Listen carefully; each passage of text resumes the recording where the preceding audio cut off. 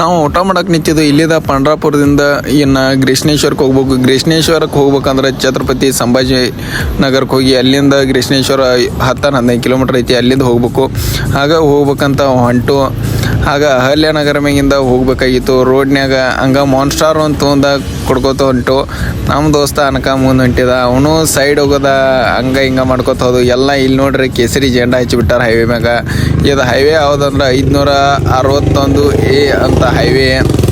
ಈ ಹೈವೇ ಹೋಗೋದ ಅಹಲ್ಯನಗರಕ್ಕೆ ಹೋಗ್ತೈತಿ. ಅನಕ ನಾವು ಹೋಗ್ಬೇಕಾದ್ರೆ ರಸ್ತೆದಾಗ ಈ ಹೋಟೆಲ್ ಸಿಕ್ತು. ನಮ್ಮ ದೋಸ್ತರ ಸಂಜೆ ಆಗಿತ್ತು, ಚಾ ಕುಡಿನ ತಂದರು.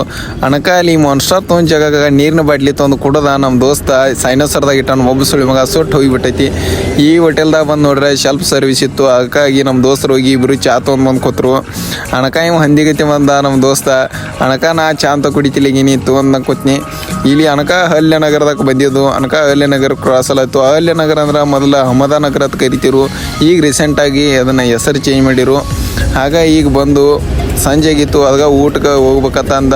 ಹೋಟೆಲ್ಗೆ ಹೋಗಿ ಬಾಜಿ ಪಾರ್ಸಲ್ ತಂದ. ಚಪಾತಿ ಸಂಬಂಧ ಬಾಜಿ ತಂದ. ಅಲ್ಲಿದ ನಾಷ್ಟ ಮಾಡ್ಕೊಂಡ. ಛತ್ರಪತಿ ಸಂಭಾಜಿನಗರ ಮುಂದೆ ಒಂದು 10-15 ಕಿಲೋಮೀಟ್ರ್ ಇತ್ತು ರೀ.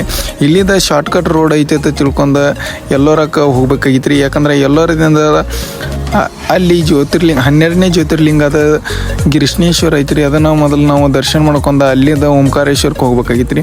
ಹಾಗನ ಗ್ರೀಷ್ಣೇಶ್ವರಕ್ಕೆ ಹೋಗ್ಬೇಕಂತ ನಾವು ಹೊಂಟ್ರು ರೀ. ಆಗ ನಡ್ಬಾರ್ದು ಸ್ವಲ್ಪ ರಸ್ತೆಗೆ ತಪ್ಪಿ ಲೇಟ್ ಆಯ್ತು. ಅಂತ್ರಾಗ ಎಲ್ಲೋರಕ್ಕೆ ಬರೋಟಿಗೆ 12 ಆಗಿತ್ತು ರೀ. ಇಲ್ಲಿ ನಮ್ಮ ದೋಸ್ತರು ಒಂದು ಸ್ವಲ್ಪ ಚಾ ಕುಡಿದ್ರಿ. ಚಾ ಕುಡ್ದ ಅಂತ ನಾವು ಇನ್ನು ಇವತ್ತು ಎಷ್ಟು ಸಾಕಂತ ಮನ್ಕೊಂಡ ನಾಳೆ ಎದ್ದ ಗ್ರೀಷ್ಣೇಶ್ವರನ ದರ್ಶನ ತೊಗೊಂಡ ಅಂತ ಎಲ್ಲೋರಕ್ಕೆ ಹೋಗ್ಬೇಕಂತ.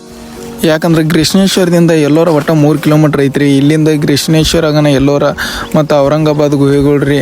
ಹಂಗೆ ಇಲ್ಲಿ ಔರಂಗಾಬಾದ್ಗೆ ಒಂದು ಕೋಟೆ ಭೀ ಐತ್ರಿ. ಹಾಗೆ ಬೀಬಿಕ ಮಕ್ಬರ ಭೀ ಒಂದು ಐತ್ರಿ. ಇವೆರಡೂ ಮುಗಿಸ್ಕೊಂಡು ನಾವು ನಾಡ್ದು